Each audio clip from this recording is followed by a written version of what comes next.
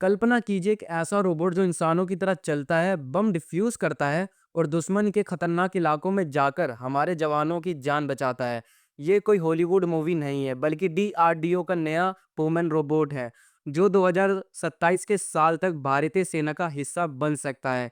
आज हम आपको बताएंगे इसी गेम चेंजिंग टेक्नोलॉजी के बारे में, जो भारत का पूरा टेक्नोलॉजी का इतिहास बदल देगा और अपनी सेना को गेम चेंजिंग बना देगा।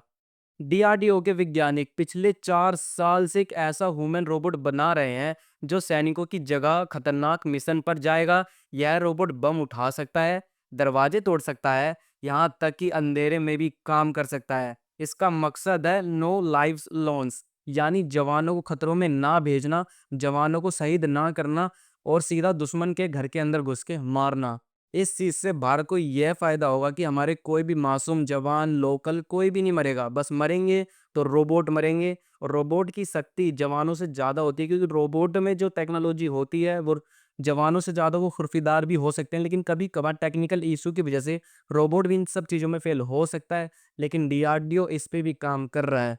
रोबोट के आपको मैं की फीचर्स बताता हूँ जिसको सुनकर आप शॉक हो जाओगे। 24 डिग्री फ्रीडम, हाथ पैर इंसानों की तरह घुमा सकता है, यानी जो इंसान मूवमेंट करते हैं, कभी भी कोई भी पैर, हाथ, कोई भी जो शरीर का अंग होता है उसे हिला सकते हैं। ऐसे रोबोट ही अपने शरीर के जो जो उनमें अंग इंस्टॉल किए गए हैं वो कोई भी हिला सकते हैं। सेकंड, ऑटो मोशन, खुद फैसले ले सकते हैं। जैसे इंसान का माइंड खुद फैसले लेता है और इंसान की बॉडी काम करती है, वैसी एक चीज रोबोट के अंदर इंस्टॉल की जाएगी अपने इंसानों की तरह, माइंड की तरह, जो वो खुद फैसले ले सकते हैं और जो इंसान उन्हें अपने फैसले भेजेगा उनको वो पालन भी कर सकते हैं। नाइट विज़न, अंधेरे में भी काम करेगा। उनके आँखों में जो इंस्टॉल किया होगा नाइट विज़न, जो अंधेरों में देखने की क्षमता बढ़ाता है, उसको भी इस चीज़ में काम किया गया है। ये रोबोट 3 चीज़ों पर काम करता है। पहला, सेंसर, कैमरे और टच सेंसर से माहौल को समझता है, यानी इसमें कैमरा लगा होगा जो आस-पास के माहौल को समझेगा कि आस-पास क्या हो रहा है, और उस उन सबको वो ट्रांसफ़र करेगा जो उस रोबोट को कंट्रोल कर रहा है। और यहाँ तक कि इस रोबोट में एक ऐसी भी इंस्टॉल है चीज़ें, अगर रोबोट को कोई टच करता है तो उसे महसूस हो जाएगा और वो ट्रांसफ़र कर देगा चीज़ें जो रोबोट को चला रहा है, कि मेरे को कोई टच कर रहा है, मुझे खतरा है। सेकंड, एक्सीटूसस, मशीनी मांसपेशियाँ जो इसे हिलाती है। जैसे हमारे शरीर में ब्लड लाइन होती है, हड्डियाँ होती है जो हमारे शरीर को कंट्रोल करती है, वैसे इस मशीन के अंदर मांसपेशियाँ इंस्टॉल की जाएगी, यानी कि तार बोल सकते हैं, उनकी मांसपेशियों को बोल सकते हैं कि उनकी तार होती है वो।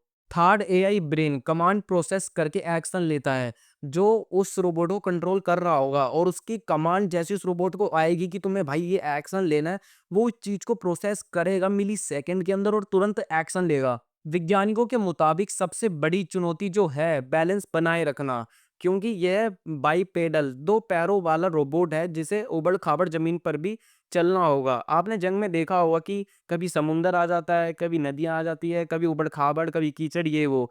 इन सब में तो इंसान भी बड़ी मुश्किल से सर्वाइव कर पाते हैं, तो रोबोट क्या चीज़ है? इसलिए रोबोट को एक ऐसी चीज़ों पे तैयार किया जा रहा है कि वो हर चीज़ में काम आए, इसलिए रोबोट को बनाना भी एक चुनौती का काम होता है। लेकिन आने वाले टाइम में डीआरडीओ हो गया, चाइना, अमेरिका, ये सब भी कर रहे हैं, तो हम भारत भी कर सकते हैं।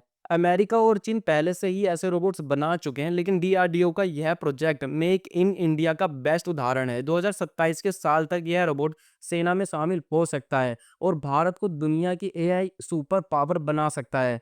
हालांकि अभी चुनौतियां बाकी है, जैसे बैटरी लाइफ, स्पीड और कास्ट, लेकिन डीआरडीओ की टीम को विश्वास है कि वह 2027 के साल तक इसे पूरा कर लेंगी। यह रोबोट न सिर्फ सेना बल्कि डिजिटल रेस्क्यू और स्पेस मिशन में भी काम आएगा।